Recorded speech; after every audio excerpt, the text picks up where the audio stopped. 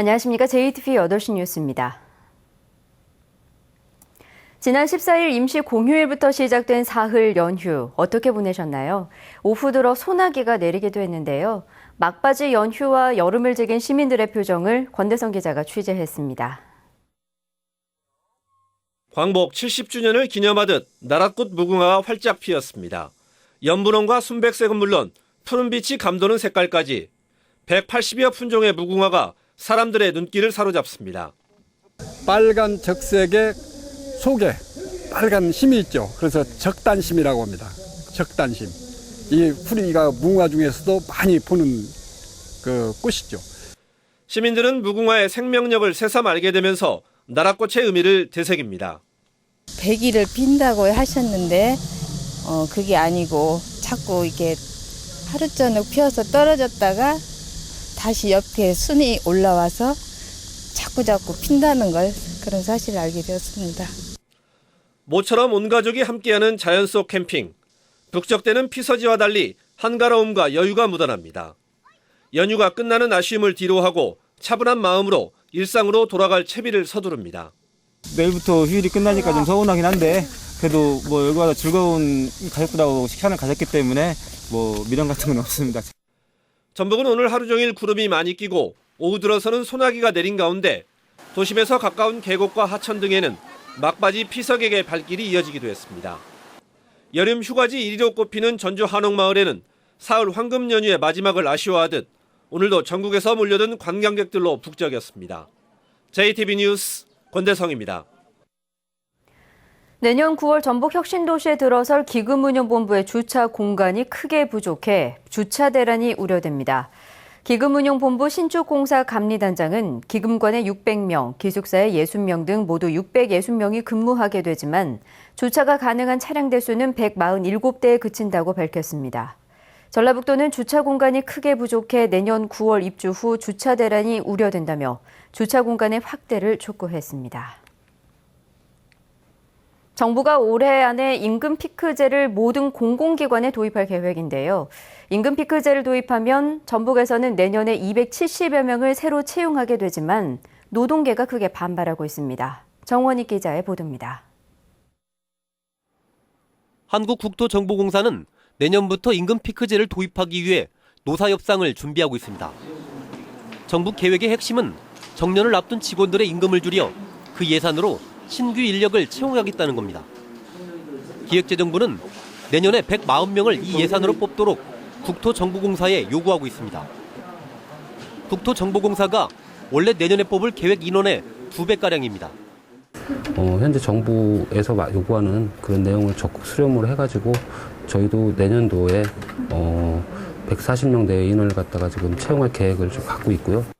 임금 피크제를 도입하면 내년에 한국국토정보공사가 140명, 국민연금공단이 69명, 한국전기안전공사가 62명 등 272명의 신규 인력을 뽑을 수 있습니다.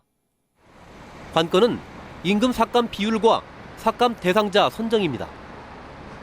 전북혁신도시 공공기관 3곳의 노동조합은 민주노총 소속입니다. 민주노총은 임금 피크제가 청년실업 해법의 근본적인 처방이 될 수 없다며 반대하고 있습니다. 노동자들 임금을 깎아가지고 하겠다라고 하는 거는 해결 방법도 안 될 뿐더러 그냥 이렇게 화살을 엉뚱한 곳에 돌리게 만드는 거다라고 저희가 비판을 하는 거죠. 정부는 임금 피크제 도입을 공공기관의 경영평가와 연계시켜 밀어붙이고 있지만 노동계의 반발이 커 제도 시행을 놓고 큰 갈등이 예상되고 있습니다. JTBC 뉴스 정원익입니다.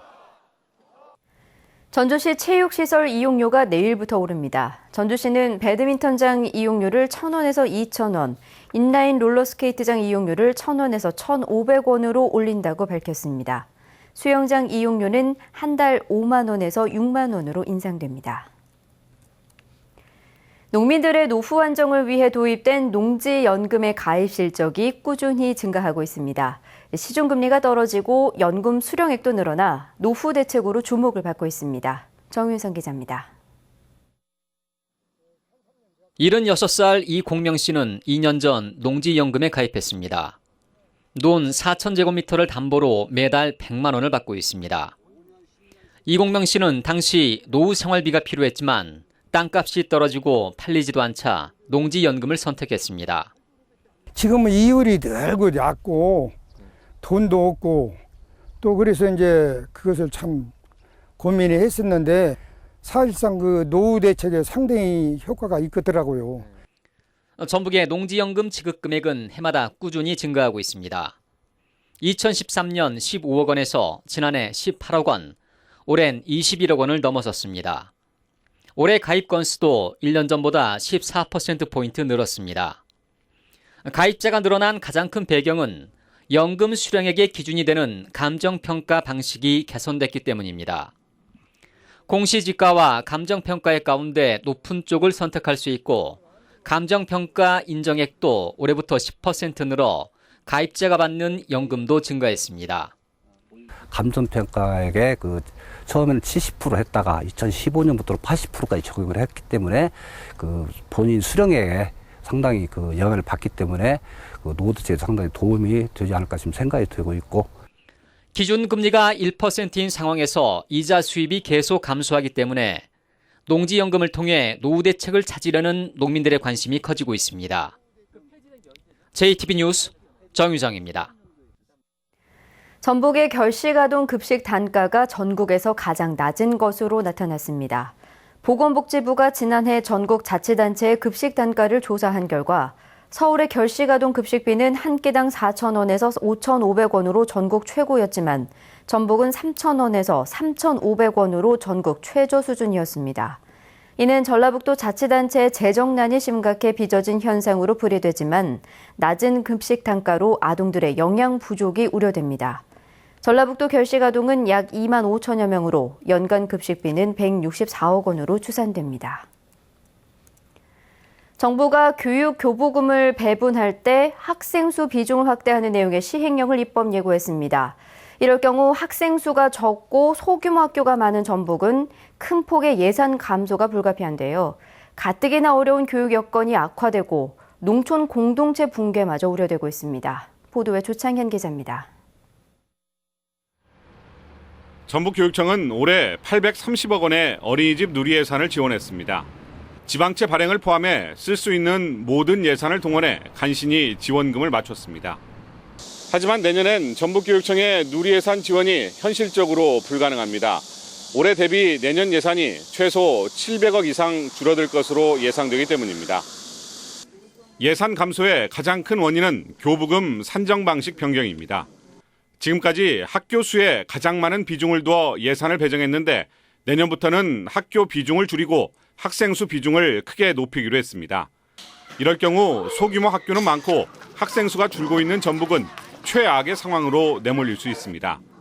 전북교육청은 교부금 산정 방식이 변경되면 380억 원의 예산이 줄 것으로 보고 있습니다.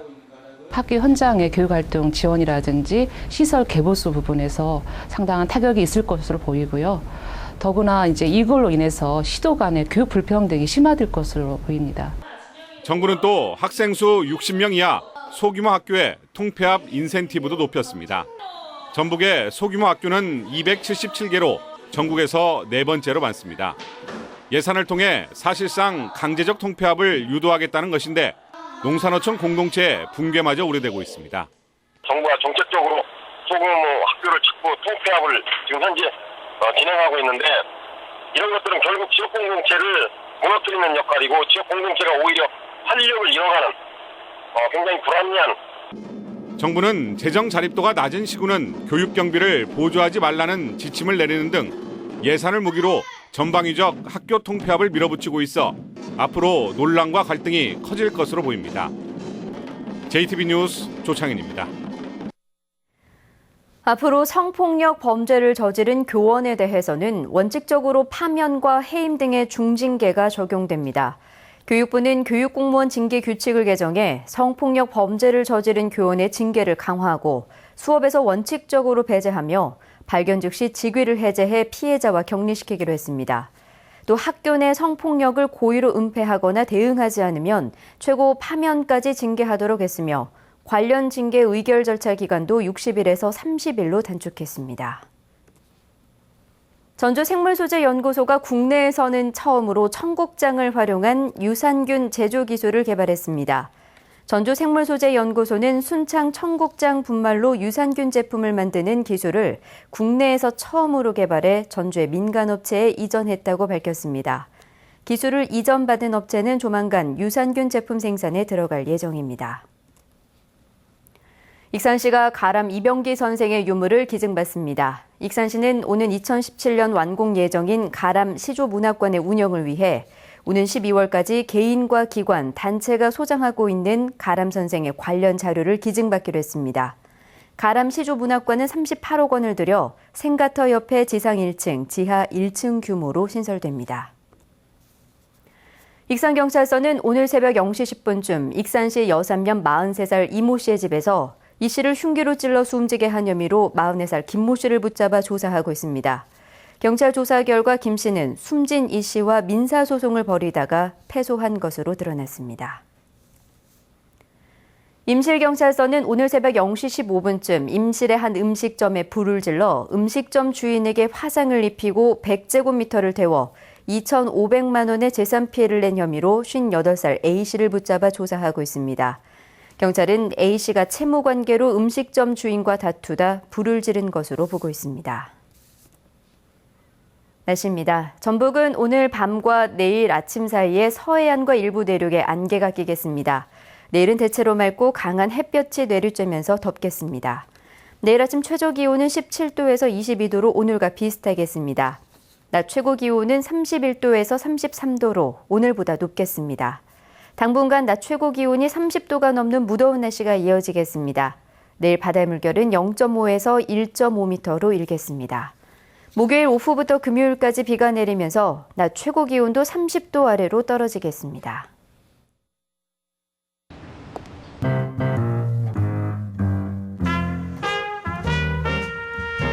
누구나 자기가 보고 싶은 것만 보죠. 보이지 않는 위험까지 감지하는 교차로 충돌 방지 시스템 현대모비스. 이상으로 JTBC 8시 뉴스를 마칩니다. 함께해 주신 여러분 고맙습니다.